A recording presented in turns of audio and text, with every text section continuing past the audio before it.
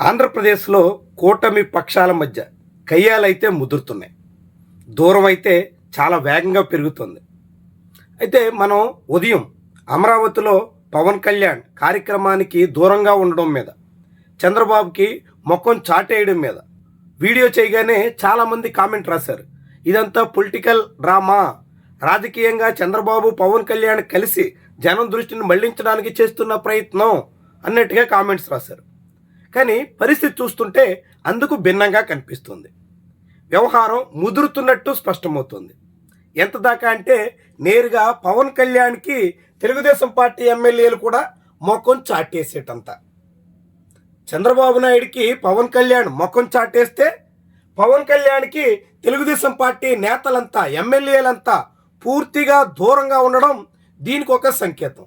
అంటే టీడీపీ అధినేత ప్రతిష్టాత్మకంగా నిర్వహిస్తున్నటువంటి కార్యక్రమాల్లో జనసేన పార్టీ అధినేత పాల్గొనడానికి ససేమీరా అంటున్నటువంటి తరుణంలో జనసేన పార్టీ అధినేత డీసీఎం కార్యక్రమాలకి టీడీపీ దూరంగా ఉండబోతుంది అనే సంకేతం ఇచ్చినట్టు స్పష్టమవుతుంది.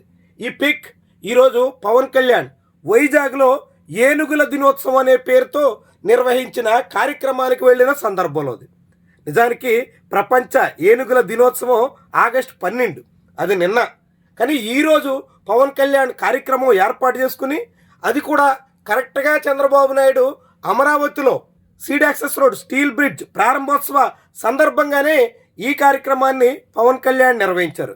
ఆయనకి స్వాగతం పలకడానికి ఎయిర్పోర్ట్కి వచ్చినటువంటి నేతల్లో కనీసం ఆయనకి ముఖం చూపించినటువంటి ఎమ్మెల్యేల్లో ఒక్కరు కూడా తెలుగుదేశం పార్టీ ఎమ్మెల్యే లేరు. అదే నగరంలో విశాఖలో 2 తెలుగుదేశం పార్టీ ఎమ్మెల్యేలు ఉన్నారు. అదేవిధంగా అటు గాజువాక, భీమిల నుంచి టీడీపీ ఎమ్మెల్యేలే ప్రాతినిధ్యం వహిస్తున్నారు. దాంతోపాటుగా ఎంపీ కూడా తెలుగుదేశం పార్టీ నాయకుడే. వాళ్ళెవ్వరూ పవన్ కళ్యాణ్ వైపు కన్నెత్తి చూసిన దాఖలాలు లేవు. చాలా విడ్డూరం. జనసేన పార్టీ చెందినటువంటి యలమంచిలి ఎమ్మెల్యే సుందరపు విజయ్ కుమార్ వచ్చారు. పెందుర్తి ఎమ్మెల్యే పంచకర్ల రమేష్ బాబు వచ్చారు. వైజాగ్ సౌత్ ఎమ్మెల్యే వంశీకృష్ణ వచ్చారు. వైజాగ్ నార్త్ ఎమ్మెల్యే బీజేపీకి చెందినటువంటి విష్ణు కుమార్ రాజు వచ్చారు. అంటే ఇలా జనసేన బీజేపీ ఎమ్మెల్యేలు మాత్రమే పవన్ కళ్యాణ్కి స్వాగతం పలికారు. పవన్ కళ్యాణ్తో కలిసి కార్యక్రమానికి హాజరయ్యారు. పవన్ కళ్యాణ్ కార్యక్రమాల్లో భాగస్వాములయ్యారు. అంటే తెలుగుదేశం పార్టీ పవన్ కళ్యాణ్ని బాయ్కాట్ చేసిందా?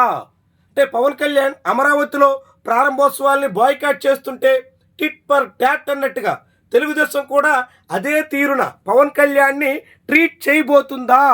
చాలా ముఖ్యమైనటువంటి పరిణామం. తెలుగుదేశం జనసేన పార్టీల మధ్య గతంలో ఉన్న సఖ్యత అయితే చెదురుతుంది. ఇంతకాలంగా క్షేత్రస్థాయిలో విభేదాలుంటే ఇప్పుడు అధినేతల లెవెల్లో వివాదాలైతే చాలా పెద్ద స్థాయిలో ముదురుతున్నాయి. అందుకు ఈరోజు ఆంధ్రప్రదేశ్లో జరిగినటువంటి ఈ 2 ఘటనలు ఒక ఉదాహరణ. అమరావతిలో స్టీల్ బ్రిడ్జ్ ప్రారంభోత్సవ కార్యక్రమానికి నేరుగా మంత్రులు వెళ్ళి, తొలుత నిమ్మల రామానాయుడు వెళ్ళారు, ఆ తర్వాత మంత్రి నారాయణ వెళ్ళారు. 2 రాయబారం కూడా పవన్ కళ్యాణ్ ససేమీరా అని చెప్పేశారు. కార్యక్రమానికి హాజరు కావడానికి ఆయన సిద్ధంగా లేరు. వాస్తవానికి ఏనుగుల దినోత్సవానికి అటవీ పర్యావరణ శాఖ మంత్రిగా పవన్ కళ్యాణ్ హాజరు కావడం నేరమేం కాదు. హాజరయ్యేదానికి అవకాశం కూడా ఉంది. ఉదయం ఇక్కడ స్టీల్ బ్రిడ్జ్ ప్రారంభోత్సవ కార్యక్రమంలో అమరావతికి హాజరై ఆ తర్వాత వైజాగ్ వెళ్ళి ఆ కార్యక్రమానికి ఆయన పూనుకున్న పెద్ద విశేషమే ఉండేది కాదు.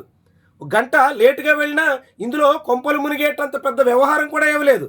అయినప్పటికీ పవన్ కళ్యాణ్ పనిగట్టుకుని మంత్రులు పిలిచిన ససేమేరా అని చెప్పేసి ఆయన తన కార్యక్రమానికి వెళ్ళిపోయారు. తీరా వైజాగ్లో అడుగుపెట్టినటువంటి పవన్ కళ్యాణ్ కంగు తినాల్సినటువంటి పరిస్థితిని టీడీపీ నేతలు తీసుకొచ్చారు. తెలుగుదేశం పార్టీ నేతలంతా ముఖం చాటేసి కనీసం ఎమ్మెల్యేలు, ఎంపీ వాళ్ళు రాకపోయినా వైజాగ్ సంబంధించినటువంటి తెలుగుదేశం పార్టీ ముఖ్యులు ఎవరు కూడా, ఆ పార్టీ శ్రేణులు ఎవరు కూడా కనీసంగా దరిదాపుల్లో కూడా రాలేదంటే జనసేన పార్టీ కార్యక్రమాల్ని టీడీపీ బాయ్కాట్ చేసే దిశలో ఉంది అనే దానికి ఇదొక సంకేతంగా చూడాల్సి ఉంటుంది. ఇరు పార్టీలు చెరోదారిన సాగే దిశలో ఉన్నాయా అనే అనుమానాలకి ఆస్కారం ఇస్తుంది. అయితే ఇప్పటికిప్పుడే 2 పార్టీలు చెరోదారి పట్టేస్తాయని, విడిపోతాయని, వైరం వచ్చేసినట్టేనని ఇలాంటి అంచనాలు మనకు కూడా లేవు. కానీ ఈ సిగ్నల్ చూస్తుంటే ఇరు పార్టీల మధ్య సఖ్యత అయితే చెదురుతుంది. ఐక్యత అయితే బలహీనపడుతుంది, ఉమ్మడిగా చేసేటువంటి ప్రయత్నాలు అయితే బెడిసికొడుతున్నాయి.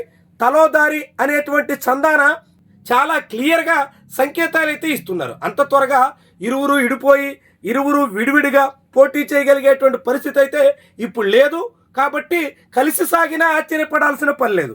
కానీ కలిసి సాగినప్పటికి కూడా కూటమి కొంపలో విభేదాలు పెచ్చరిల్లుతున్నట్టు, వైరం ముదురుతున్నట్టు, ఇరు పార్టీల మధ్య, ముఖ్యమైనటువంటి రెండు పక్షాల మధ్య దూరం చాలా వేగంగా పెరుగుతున్నట్టు స్పష్టమైనటువంటి సంకేతాలు, సందేశాన్ని ఆంధ్రప్రదేశ్ ప్రజలకు పంపించినట్టుగా ఈ ఫోటోతో పాటు అమరావతిలో జరిగినటువంటి కార్యక్రమం కూడా మనకి చాటి చెబుతోంది.